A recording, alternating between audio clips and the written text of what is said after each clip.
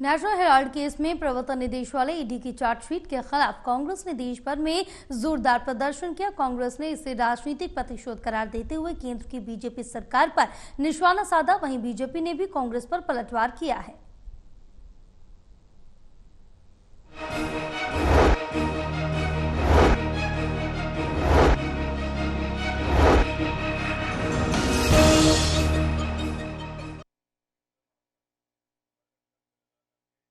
National Herald case में ED chargesheet के खिलाफ आज देश भर में कांग्रेस कार्यकर्ताओं ने प्रदर्शन किया है। इस दौरान दिल्ली में 24 अकबर रोड पर कांग्रेस कार्यकर्ताओं नेताओं ने प्रदर्शन किया। केंद्र सरकार पर बदले की राजनीति के आरोप लगाए गए हैं। इधर बीजेपी ने कहा है कि पूरी कार्रवाई कानून सम्मत हो रही है। नेशनल हेराल्ड केस में ईडी की चार्जशीट के खिलाफ आज कांग्रेस पार्टी ने देश भर में प्रदर्शन किया है। कांग्रेस ने चार्जशीट के खिलाफ देश भर में ईडी कार्यालयों और केंद्र सरकार के दफ्तरों के सामने विरोध प्रदर्शन किया है। इधर दिल्ली में कांग्रेस कार्यालय 24 अकबर रोड के बाहर सैकड़ों कांग्रेस कार्यकर्ता जमा हुए। दिल्ली प्रदेश कांग्रेस अध्यक्ष देवेंद्र यादव और यूथ कांग्रेस के अध्यक्ष उदय भानु चिब ने इस दौरान बैरिकेड पर चढ़कर और सड़क पर उतरकर प्रदर्शन किया। इन कांग्रेस नेता और कार्यकर्ताओं को हिरासत में लेने के लिए पुलिस को काफी मशक्कत करनी पड़ी।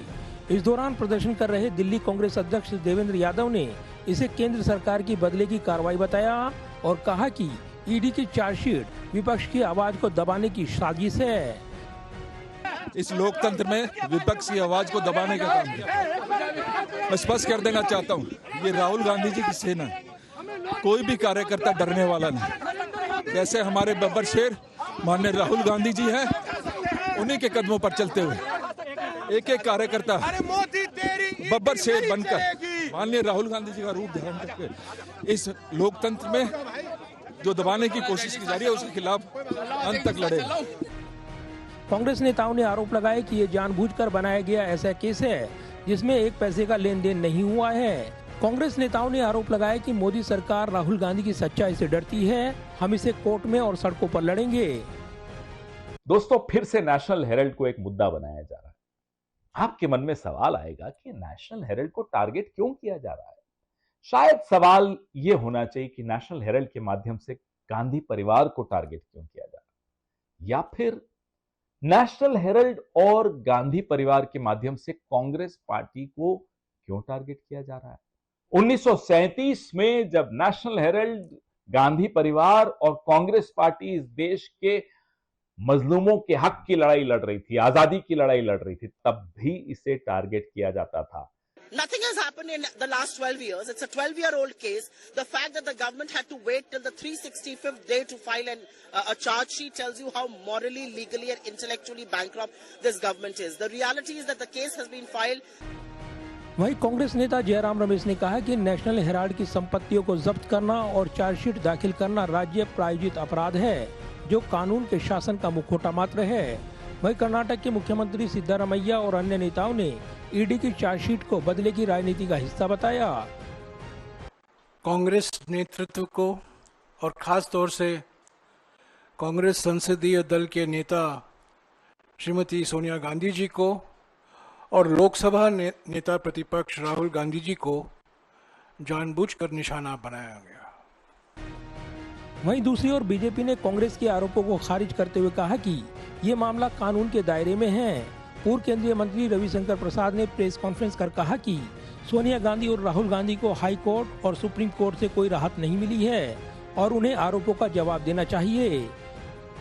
अब उसके बाद उसने कहा आपका लोन हम दे नहीं सकते, तो दे नहीं सकते तो एक बड़े इंटरेस्टिंग तरीके से एक कॉरपोरेट षड्यंत्र किया गया, कैसे ये पूरी संपत्ति आ जाए परिवार के हाथ में।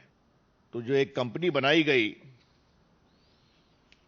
यंग इंडिया कर करके, उसमें 38% शेयर सोनिया जी का, 38% राहुल जी का और बाकी मोतीलाल वोरा और बाकी लोग का था, ऑस्कर फर्नांडिस वगैरह इस टाइप के लोग थे वहां पर।